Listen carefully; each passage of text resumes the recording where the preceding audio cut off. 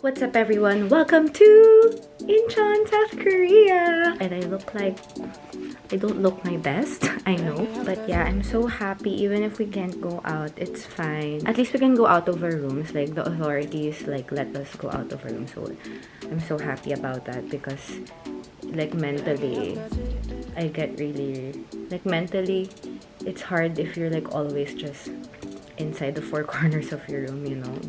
And I'm happy that there's like a large window. This is what I'm thankful for every time I have a layover, because sometimes you just face a wall and it's just grabe lang. So anyway, I'm going down to microwave my food.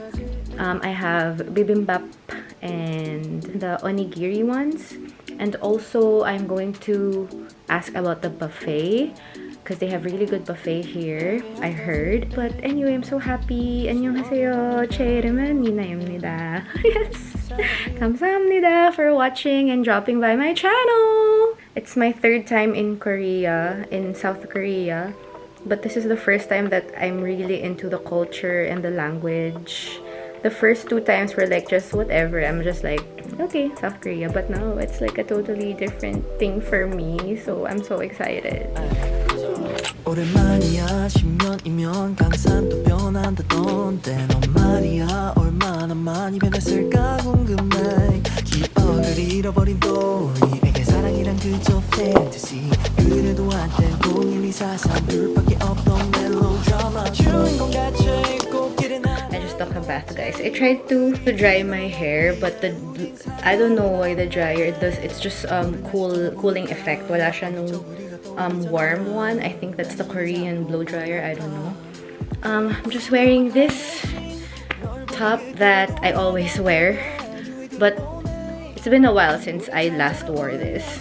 This one, I'm just pairing it with this because it's easy to bring, plus it's white. I wanted to bring my Air Max, but it's too heavy, so I just brought these. I usually just bring like running shoes, but this one is like, because you know we're in Korea, dapat okay. Usually I don't really care what I wear because nobody knows me, but Korea is an exception. So let's go. I'm going to put on my mask. So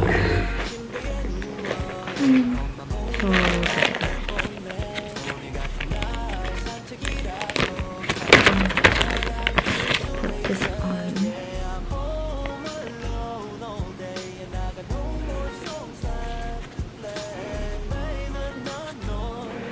Here. And we're ready to go. Oh, I have to prepare pala my bag. I will go down and heat this. And I still have a lot in the fridge. But I'm gonna heat so I can eat. And then maybe tomorrow na lang yung buffet. I'm not sure. We'll see. Wait, I have to bring my bag. Oh, and by the way, guys, I got new glasses. Here. See? Look at this. Wait, I have to clean it, but look at it. It's pink and brown. I love it. See? Can you see? Kasi lagi na lang black yung glasses ko. So I wanted one that's colorful. So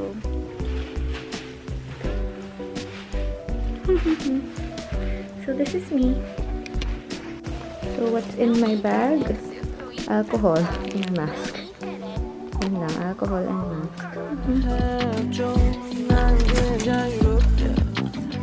멀리 날아가고 싶다 가끔 모든 것이 잡는 것처럼 느껴지네 이 세상이 무지개 세겠지만 나는 흑백 속에 살아가고 있대. Okay, so this is the hotel. I'm gonna check. Oh, there's coffee and cake. Oh my gosh, I want this Americano. 이 노래가 너를 Cafe. 너만이라도 자유롭게 해준다면 그게 내 맘. Such a nice weather. So darling, won't you fly with me to the rainbow, to the stars of the Milky Way. 보내줄게 all the stars you say. We can make it better. Nice Americano, very Korean, guys. 여기 저 오른쪽에서 두 번째의 별을 노란 똑바로 날았는데. This is the crew lounge, and this is the, what is this? The plastic. This is the microwave. So yeah, in case you're wondering what crew lounges look like, it's actually my first time here. Oh, nice. Oh, there's computers. Ayan. Oh, incheon. Oh, nag-utusol. That's my crew. Okay, like this. 30 seconds.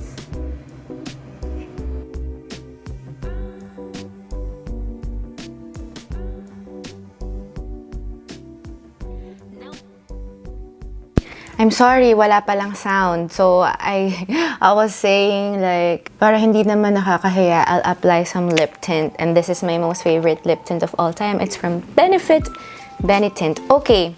So anyway, guys, why am I filming here? Because I love Korea. Annyeonghaseyo. I'm just so happy. Like, sobrang excited ako magbow sa mga tao. Excited ako magkamsamnida. Tapos wala lang, ang saya kanina na when I received the card, kasi I gave the card to her when I paid for the coffee. And then I made sure that I use both my hands. Kasi yun yung polite sa kanila. Like, you have to use both your hands when you receive something. So after, wala lang, ang sarap lang magpaka-Korean, guys. I'm so happy. And later, I'm gonna try to order coffee na, I don't know how, like, I think it's like, iripun, or or hana, I'm not sure. Chuseo, I don't know, like, I just know, like, please give, like, when you ask for something, you always have to say chuseo at the end of it. And iribun is like a portion. I just learned it kanina. Like a portion. And or hana is like one. So, I don't know. I still have a lot to learn. I just started learning early this year. So, hello. And hindi naman ako like sobrang nag-dive into it. And I really read like slowly pa. Like kinder levels pa yung hangeul ko. So, anyway, I'm so happy. Iced Americano. I started drinking iced Americano because of Koreans. I usually just have my coffee black but hot. And then, I always see them ordering this. And I'm like, sige nga, try ko. Annyeonghaseyo, iced coffee. So, this is iced Americano. I'm so happy. And malakas siya kasi, what I know is their coffee is not that strong. But here, medyo strong siya, ha? And, ang saya lang. Oh, I'm gonna eat na pala, guys. So, I'm gonna go to the buffet maybe later for dinner. I'm just gonna eat this. I can't go out, so I'll just like be in the hotel premises and like feel Korea in the hotel. I'm so sad I don't have chopsticks, so.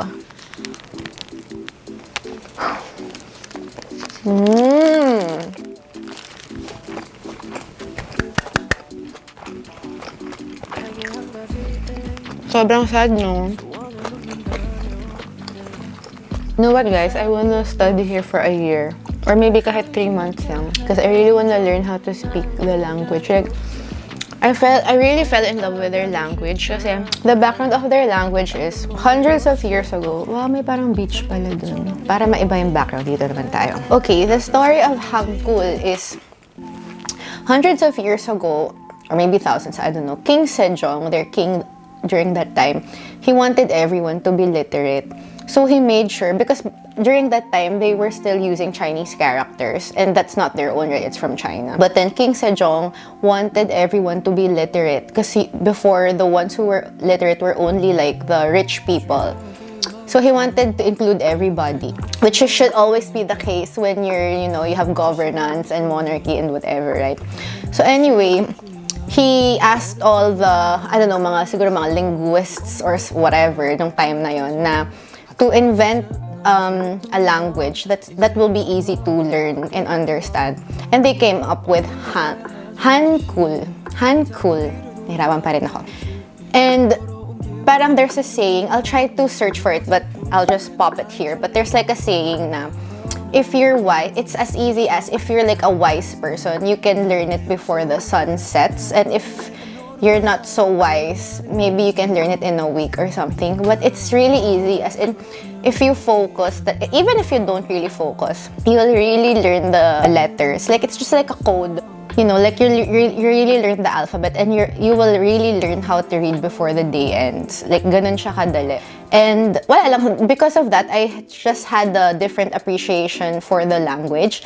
And even for Cyrillic, the ones for like in Serbia, they also kind of have the same type of reason like behind their language. Like yung Cyrillic is also very easy. They spell everything based on how you say it. Like in the Philippines, like nakakaloka. Like that's also how they spell it. Like dusha moya or like jiveli. It's like how you say it, it's how you spell it. It's not like English, but in like school may SCH, diba? And even for Korea, medyo mahirap yung spelling nila and medyo mahirap yung pronunciation. Like annyeonghaseyo, it's not annyeonghaseyo, it's annyeonghaseyo. You know, may difference yung sa bibig mo. But I just like at this moment in this time of my life, I want to learn the language. Like I don't know, I feel like I now have a different appreciation for languages. I think because my community is very diverse, so I love like learning their languages. And to be honest, like if you would like to start up with a conversation with a foreigner or someone you don't know who's from another country, or if you are about to meet someone and you know where they're from, it's always nice. And this is a tip from me to you that always works, to know how to say maybe just one word like thank you or hello or whatever. They will really appreciate it. Kasi like with Serbians, when they learn na I know some words or like I know their alphabet, well, I don't really know, but like I have a paper, then I just whatever, like I just look at it.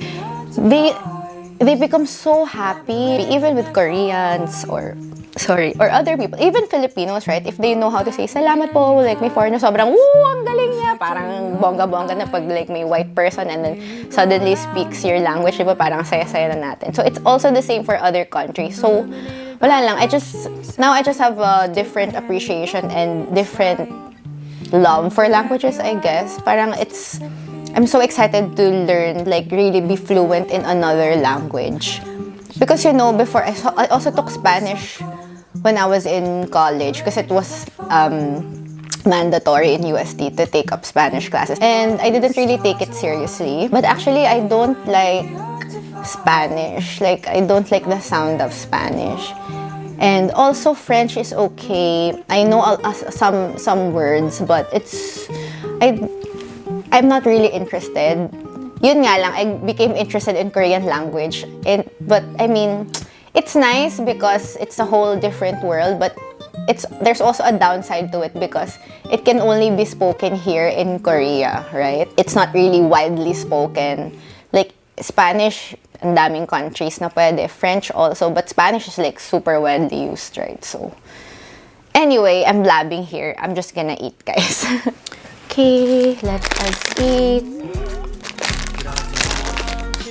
Oh my gosh.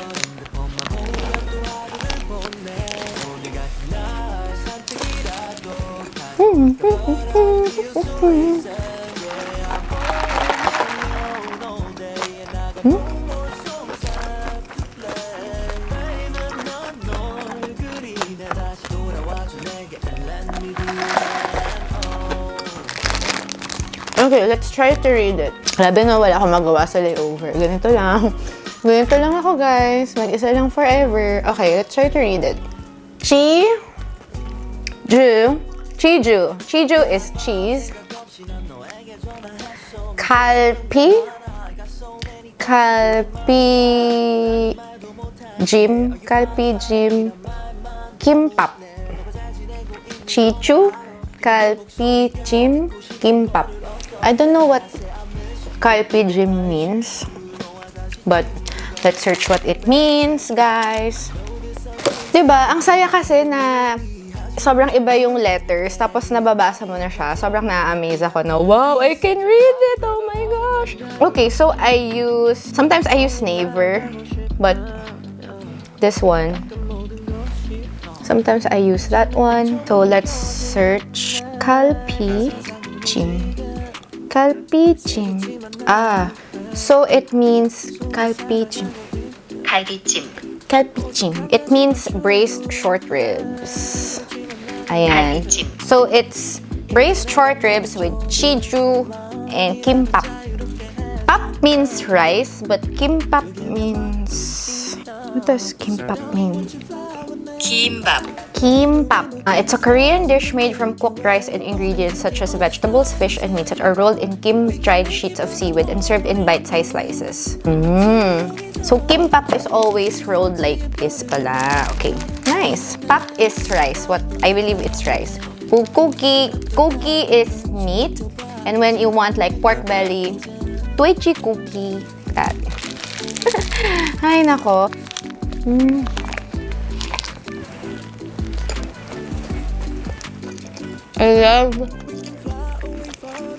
I love to eat.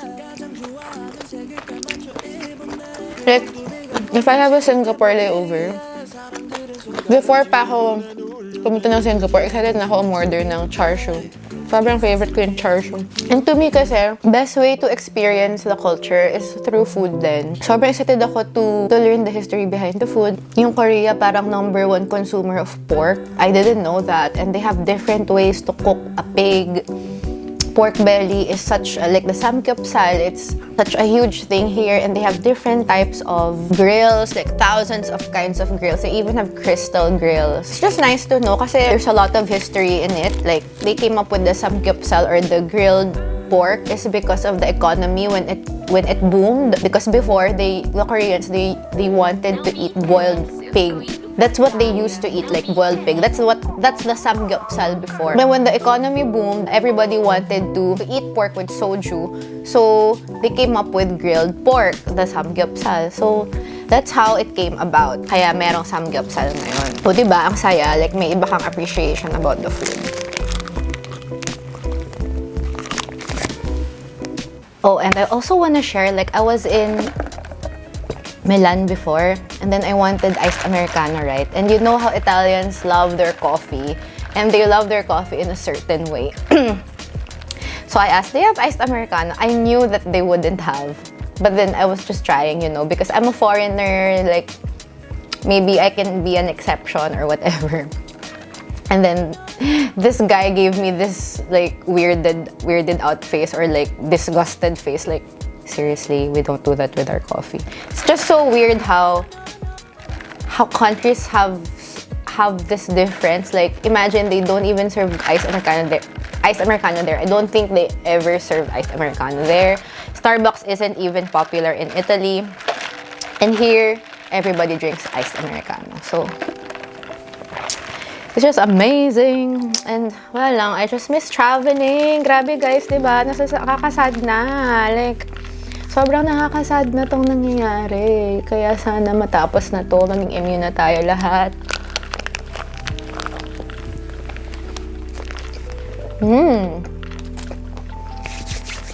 Kasi grabe na talaga. Guys, I'm in incheon. I'm so happy. 침대에 누워 핸드폰만 보면 또 하루를 보내 오늘 같은 날 산책이라도 다녀올까 but I feel so lazy yeah I'm home alone all day and I got no more songs left to play baby 난 널 그리네 다시 돌아와줘 내게 and let me be your man oh